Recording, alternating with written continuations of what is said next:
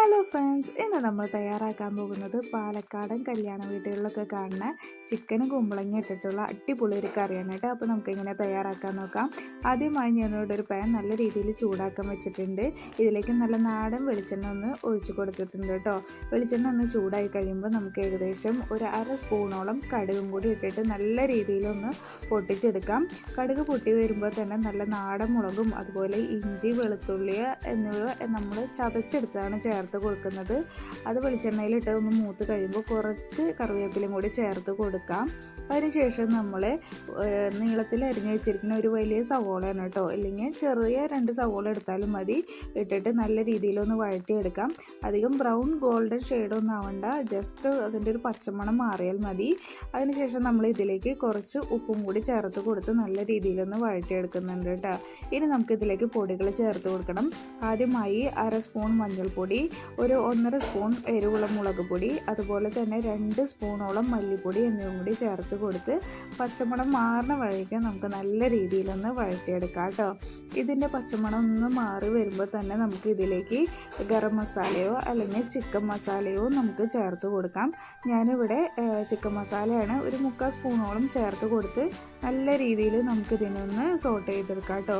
ഇനി നമുക്കതിന് ശേഷം തക്കാളി ചേർത്ത് കൊടുക്കാം. ഒരു പഴുത്ത ഒരു മീഡിയം സൈസിലുള്ള തക്കാളിയാണ് ഞാനിവിടെ ചേർത്ത് കൊടുത്തിരിക്കുന്നത്.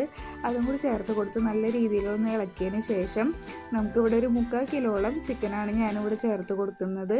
അതും കൂടി അത്യാവശ്യം വലിയ പീസുകളാണ് കേട്ടോ. അതും കൂടി ചേർത്തിട്ട് നമുക്കിതിനെ മസാലയിൽ ഇട്ടിട്ട് നല്ല രീതിയിലൊന്ന് മിക്സ് ചെയ്തെടുത്തിട്ട് ഒന്ന് പൊത്തി വെച്ച് ഒരു 5 മിനിറ്റോളം ലിഡ് ഇട്ടിട്ട് ഒരു മീഡിയം ഫ്ലെയിമിലിട്ടിട്ട് ഒന്ന് കുക്ക് ചെയ്തെടുക്കാം.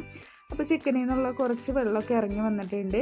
അതിന് ശേഷം നമ്മൾ നല്ല ചൂടുവെള്ളം ചിക്കൻ മുങ്ങിക്കെടുക്കാൻ പാകത്തിനായിട്ട് അത്രയും വെള്ളം നമ്മൾ ചേർത്ത് കൊടുക്കണം കേട്ടോ. അതും കൂടി ഒഴിച്ച് കൊടുത്തിട്ട് ഉപ്പൊക്കെ ഒന്ന് പാകല്ലേ നോക്കാം. എന്നിട്ട് നമുക്ക് മൂടി വെച്ചിട്ട് ഒരു 1/4 ഭാഗം ചിക്കൻ വേവിച്ചെടുത്തതിന് ശേഷം കുറച്ച് മൂപ്പുള്ള കുമ്പളങ്ങയാണ് ഇവിടെ ആവശ്യമായിട്ടുള്ളത്. മൂപ്പ് കുറഞ്ഞെടുക്കരുത്. മൂപ്പ് കുറഞ്ഞെടുത്ത് കഴിഞ്ഞാൽ പെട്ടെന്ന് തന്നെ അതിൽ വെള്ളമൊക്കെ ഇറങ്ങിപ്പോയി കുമ്പളങ്ങ വളരെ സോഫ്റ്റായി അലിഞ്ഞു പോകാൻ ചാൻസ് ഉണ്ട്. അപ്പോൾ കുറച്ച് മൂപ്പായ കുമ്പളങ്ങ അത്യാവശ്യം വലിപ്പത്തിൽ എടുത്തിട്ട് ചേർത്ത് കൊടുത്ത് നമുക്കൊന്ന് വേവിച്ചെടുക്കാം. വേവിച്ചെടുക്കുമ്പോൾ നമ്മൾ വല്ലാതെ ഡ്രൈ ആക്കി കളയരുത്. അത്യാവശ്യം വെള്ളത്തോട് കൂടി തന്നെ വേണം നമ്മൾ വെക്കാനായിട്ട്.